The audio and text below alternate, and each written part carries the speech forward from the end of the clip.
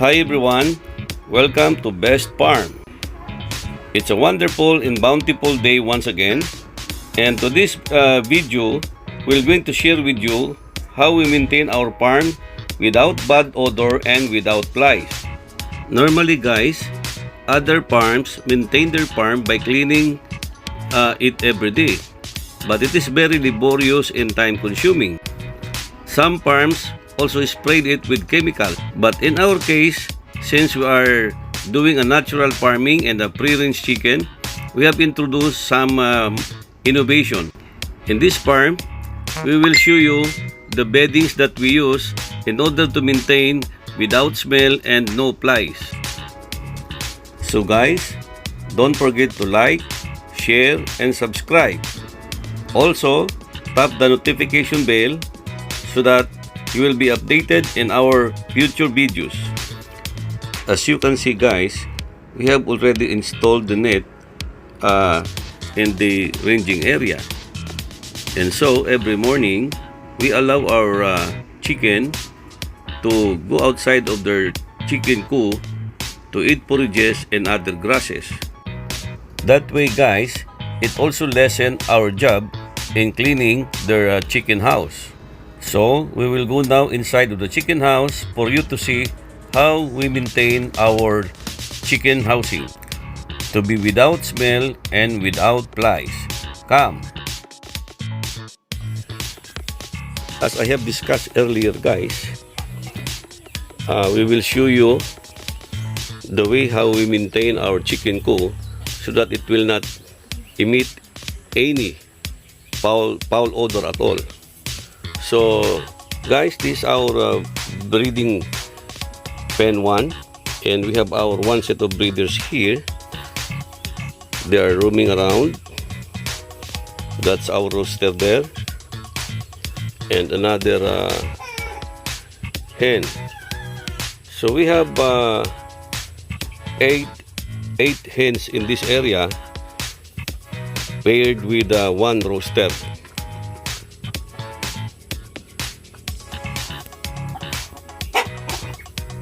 So if you will note guys, our bedding in this chicken coop is made of rice hull and rice straw.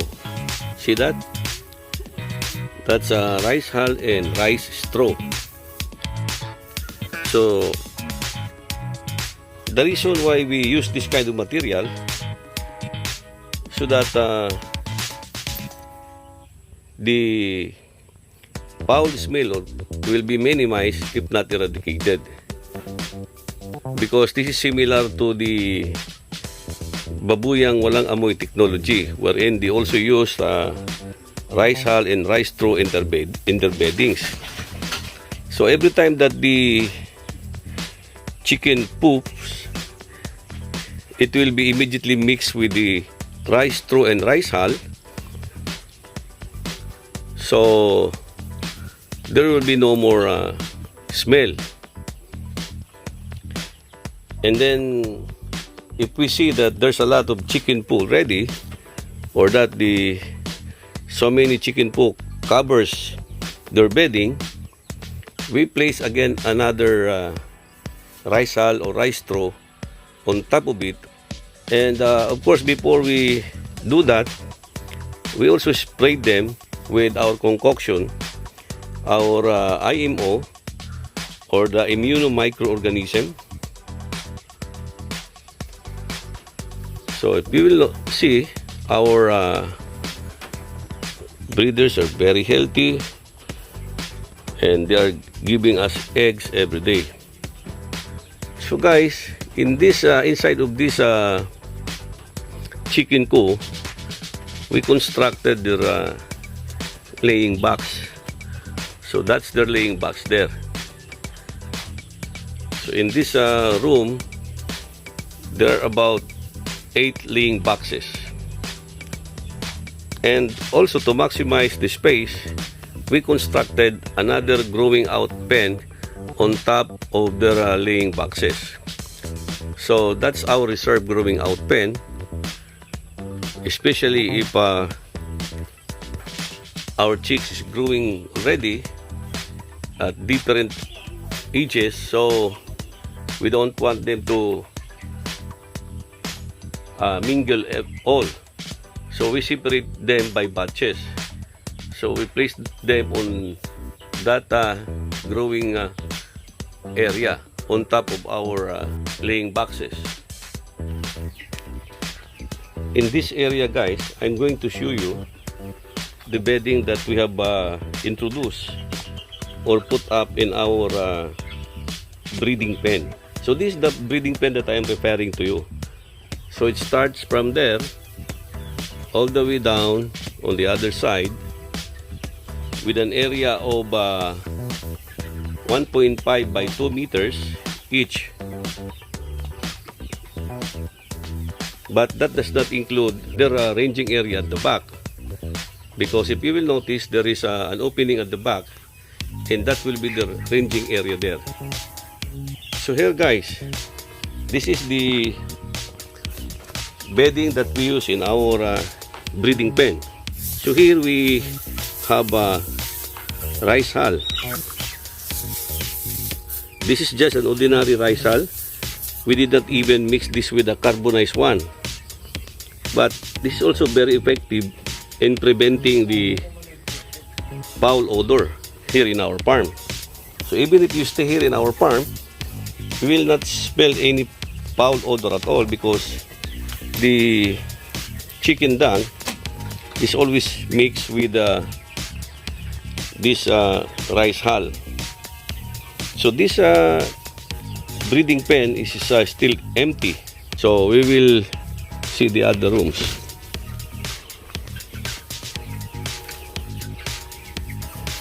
Here, guys, this is the first batch of our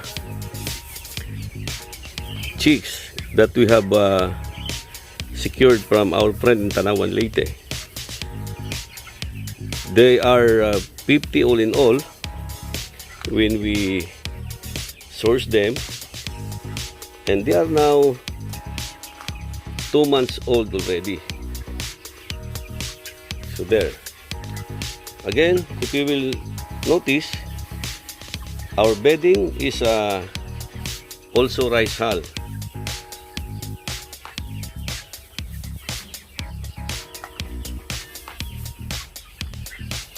Some of them are already going out of the ranging area.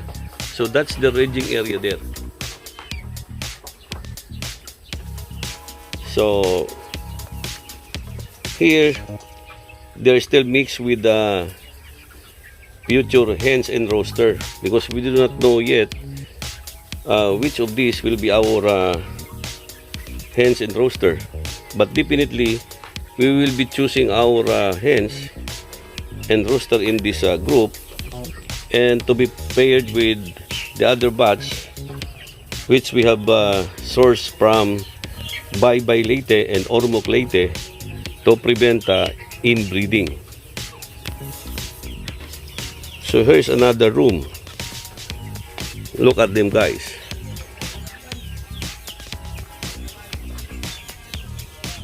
So again, the flooring or the bedding of our chicken pen or the breeding pen is made of rice hull, and that's their ranging area there. Some of them have already gone out of the ranging area and eating grass. So we will close this one, and here again our another breeding room. So our pullets and cockerels are resting. So look at them, guys. Same bedding made of rice hull, and that's their ranging area again. So every breeding room has its own ranging area. So in the morning, after we feed them, they go out of their breeding room and range at the back, where they get to eat grass and other forages that we give them. Okay, so we'll close them now, and here is the last breeding room.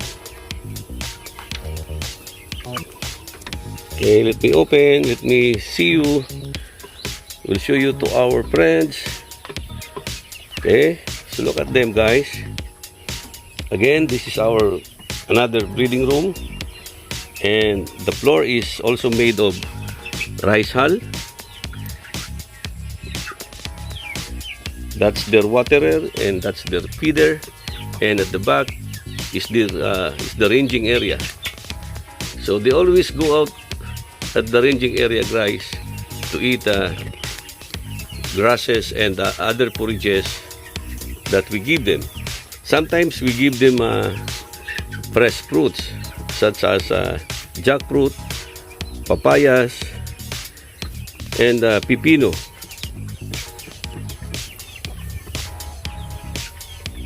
So they're already 2 months old, and by next month we will be selecting already our breeders. So we will choose from among them our hens to be paired with rooster or hen in another batch. So that's it, guys. We have already shown to you how we maintain our farm to have no foul odor, and the concoction that we sprayed every time that we smell something, or every time we add another layer of rice hull. So guys, thank you for watching, and always remember that you are the best, and here in Best Farm we always strive to give you the best. Thank you, and see you in our next video.